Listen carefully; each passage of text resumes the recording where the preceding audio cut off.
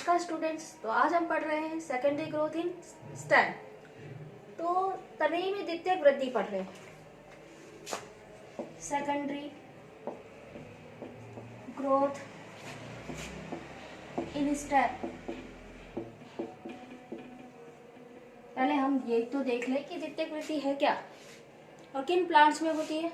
तो बच्चों ये होती है बहुवर्षीय द्विबीजपत्री पादपों में,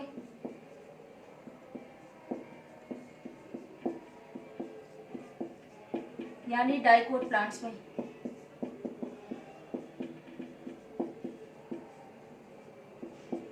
ठीक है, तो ये द्वितीयक वृद्धि होती क्या है कि भाई द्वितीयक वृद्धि क्या होती है कि इसमें क्या होता है, सेकेंडरी टिश्यूज यानी द्वितीयक ऊतकों का निर्माण होता है पादप में।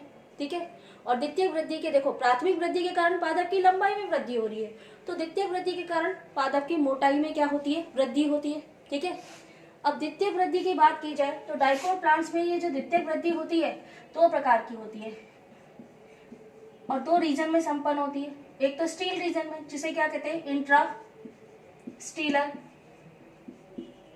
सेकेंडरी ग्रोथ, जिसे क्या कहा जाता है, अंतरारंभीय द्वितीयक वृद्धि कहा जाएगा। और दूसरी होती है एक्स्ट्रा स्टीलर सेकेंडरी ग्रोथ, जिसे क्या कहा जाता है, कॉटेज क्षेत्र में द्वितीयक वृद्धि या बाह्यरंभीय द्वितीयक वृद्धि कहा जाता है। क्लियर होगी बात। तो हम इस द्वितीयक वृद्धि की बात की जाए तो सबसे पहले कहाँ संपन्न होती है, इंट्रास्टीलर सेकेंडरी ग्रोथ। और कैसे पता चलता है किसी पादप में द्वितीयक वृद्धि हुई। तो प्यारे बच्चों ये देखो कि अगर किसी पादप में छाल आ रही है तो इट मीन्स उसके अंदर क्या हो रही है, द्वितीयक वृद्धि संपन्न हो रही है। ठीक है, छाल कब होती है, जब कॉटेज स्टेज में द्वितीयक वृद्धि बनती हो रही होती है ना, तब छाल का क्या होता है, निर्माण होता है। ठीक है, तो हम सबसे पहले के पढ़ रहे हैं इंट्रास्टीलर सेकेंडरी ग्रोथ। आप सबको पता है कि ये स्टेम की बात कर रहे हैं हम। स्टेम में ये स्टील रीजन का डायग्राम बना रही हूँ। स्टील रीजन में कॉन्जॉइंट कोलैटरल यानी संयुक्त समपार्श्विक प्रकार के क्या पाए जाते हैं प्यारे बच्चों, वैस्कुलर बंडल। ठीक है, अब आप देख रहे हो आप वैस्कुलर बंडल में मैं ये वैस्कुलर कैम्बियम बना रही हूँ। ठीक है, ये है जाइलम और ये है फ्लोएम। अब वैस्कुलर बंडल में जो कैम्बियम है उसे क्या कहा जाता है, intra fascicular cambium.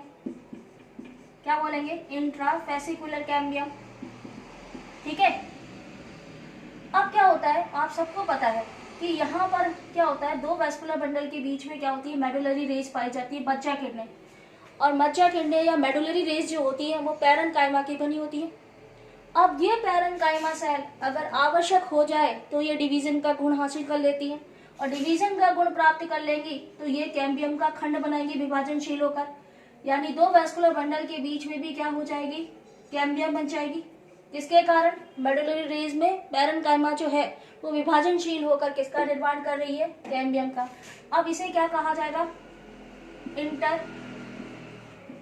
Fascicular cambium. क्या बोलेंगे, इंटर फेसिकुलर कैम्बियम। अब प्यारे बच्चों ये दोनों कैम्बियम आपस में क्या हो जाएंगी, जुड़ जाएंगी। ये जुड़ गई और किसका निर्माण हो जाएगा, कैम्बियम रिंग का। किसका निर्माण हो रहा है, कैम्बियम रिंग का। अब देखो ये कैम्बियम रिंग सक्रिय होकर स्टील रीजन में सेकेंडरी ग्रोथ करती है। एक चीज पहले बता दूं, जो कैम्बियम रिंग होती है वे विभाजनशील कोशिकाओं की केवल एक लेयर से मिलकर बनी होती है। किससे, विभाजनशील कोशिकाओं की केवल एक लेयर से मिलकर बनी होती है। कौन, कैम्बियम रिंग। कोशिकाओं के बीच में इंटरसेलुलर स्पेस नहीं पाया जाता। आप इसे वैस्कुलर कैम्बियम भी कह सकते हो।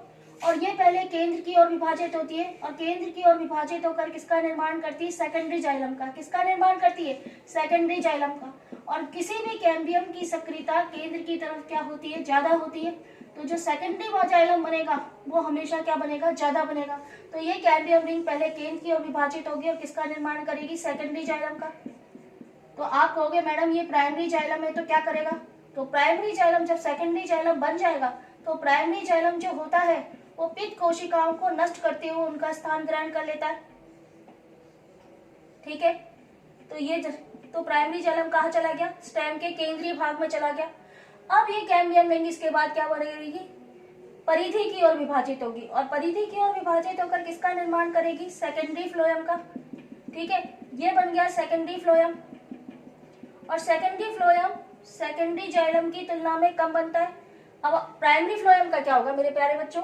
तो जैसे ही सेकेंडरी फ्लोएम बनेगा तो प्राइमरी फ्लोएम की जगह उसका स्थान ग्रहण कर लेगा और प्राइमरी फ्लोएम को परिधि की ओर धक्का देगा।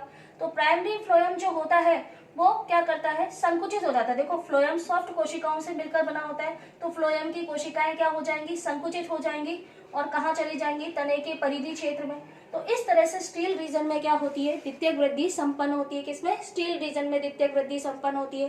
तो स्टील रीजन में बनती है आपकी कैम्बियम रिंग, जो केन की तरफ विभाजित होकर किसका निर्माण कर रही है? सेकेंडरी जाइलम का। और परिधि की तरफ क्या बनाती है? Secondary phloem. और आपको ये पता होना चाहिए प्यारे बच्चों कि ये जो सेकेंडरी जाइलम और सेकेंडरी फ्लोएम होते हैं ना, वो प्राइमरी जाइलम और प्राइमरी फ्लोएम की तुलना में ज्यादा कैपेबल होते हैं और ज्यादा कैपेसिटी से क्या करते हैं? जल तथा भोजन का क्या करते हैं? संवहन करते हैं। जब स्टील रीजन में द्वितीयक वृद्धि हो जाती है तो बच्चों ये जो प्राइमरी फ्लोएम है ना, जो परिधि की ओर गया है, ये धीरे धीरे विघटित होता है। इसके विघटित होने से क्या होगा बच्चों कि ये जो आपकी पेरिस या एंडोडर्मिस और पेरिसाइकिल होती है ना कॉर्टेक्स के चारों ओर, ये धीरे धीरे विघटित होने लगती है, जिसके कारण कॉर्टेक्स की कोशिकाओं को भी हानि होती है।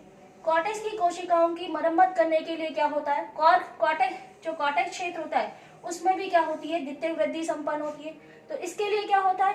कॉर्टेक्स की कुछ कोशिकाएं विभाजनशील हो जाएंगी और विभाजनशील होकर किसका निर्माण करेंगी? कॉर्क कैम्बियम का। किसका? कॉर्क कैम्बियम का निर्माण करेंगी।